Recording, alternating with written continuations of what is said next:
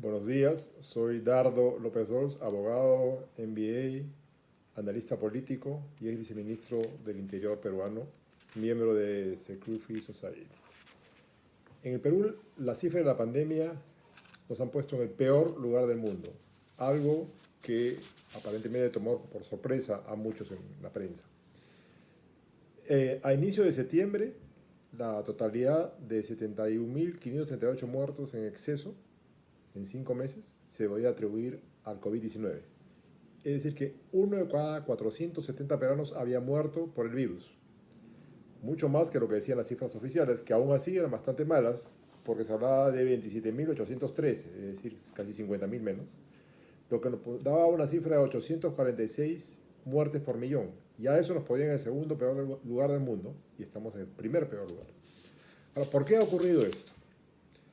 La tendencia global a la disminución de la publicidad en la prensa tradicional, en el caso peruano, ha ocasionado una dependencia absoluta de la mayoría de los medios de prensa de los anuncios estatales. Entre el 50 y el 73% del presupuesto de la prensa escrita, radial y televisiva depende de lo que el gobierno de turno quiera gastar en ellos. Por lo tanto, es fácil adivinar que no se van a enfrentar a su principal cliente, primer y principal cliente. Luego, el propio general Martos, que era ministro de Defensa y ahora es el jefe del gabinete de asesores, es decir, el primer ministro, ha aceptado al inicio de su gestión que hubo un subregistro deliberado para no causar pánico y que quieren sincerarlo. Es decir, ha aceptado que mintieron, que ocultaron las cifras y las siguen ocultando. La mayoría de las empresas de encuestas tiene también contratos con el Estado. Por lo tanto, es difícil que se enfrenten a su cliente, igual que la prensa. Lo mismo sucede con la mayoría de los corresponsales. Desde hace décadas, la mayoría de corresponsales de prensa en el Perú no ocultan su filiación socialista y muchos son incluso activistas socialistas. Por lo tanto, tamizan la información en función a lo que ellos creen que debiera ser o en función de las simpatías que tienen con respecto a un gobierno o antipatías en otros casos. En este gobierno socialista de Martín Vizcarra son bastante proclives a ser benévolos con él.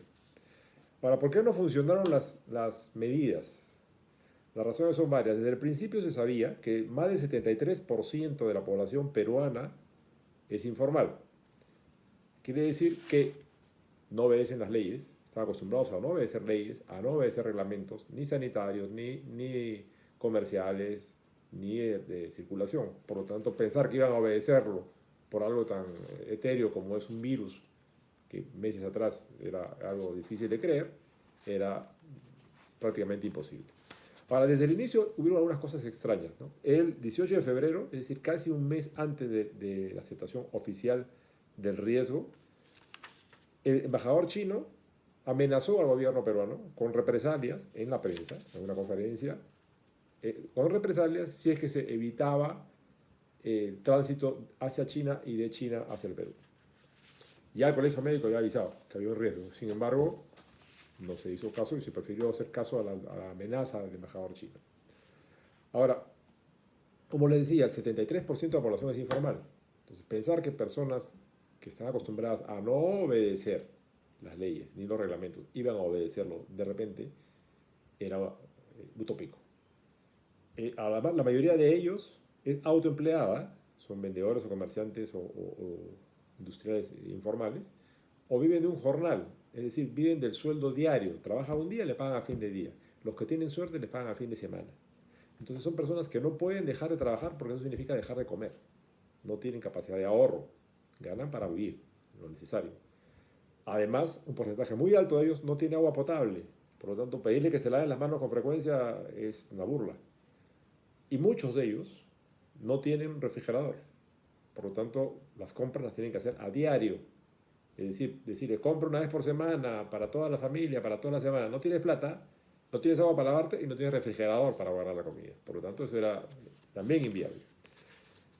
Esto que hemos explicado estaba ampliamente documentado por muchas organizaciones multilaterales y lo sabía absolutamente el presidente, el primer ministro comunista, Ceballos, y el ministro de Salud socialista, Zamora. Sin embargo, lo ignoraron deliberadamente.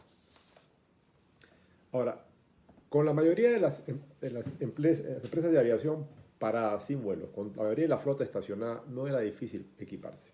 Era muy fácil conseguir un avión, fletarlo y traer lo que se necesite. Iba a ser un poco más caro, pero existía.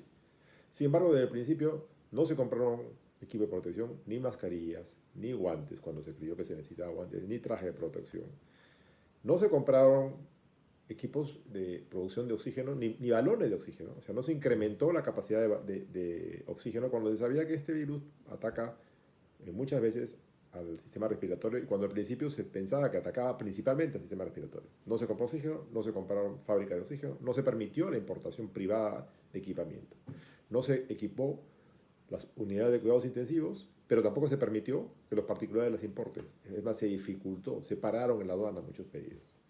¿Qué más sucedió? Se priorizaron las pruebas rápidas y los resultados de las pruebas rápidas que se sabe ya desde el principio, que no son comparables con las pruebas moleculares, fueron homologados y se sumaron los resultados de ambos. Por lo tanto, en vez de hacer pruebas moleculares, se dio más importancia a las pruebas rápidas con un alto porcentaje de falsos positivos, o falsos negativos, perdón. No se hizo ningún esfuerzo razonable para evitar los contagios, más allá de una cuarentena tardía de los repatriados ya a fines de marzo. No se hizo ningún trabajo de detección de los contagiados y aislamiento de ellos, ni se hizo ningún trabajo de protección a las poblaciones vulnerables, es decir, las personas que tenían comorbilidades. Todo eso dio como resultado lo que estamos sufriendo los peruanos, que nos ha puesto en el peor lugar del mundo, el número de infectados, el número de enfermos graves, el número de muertos por millón, y además nuestra economía es la que peor ha sido afectada de toda Latinoamérica. Muchas gracias.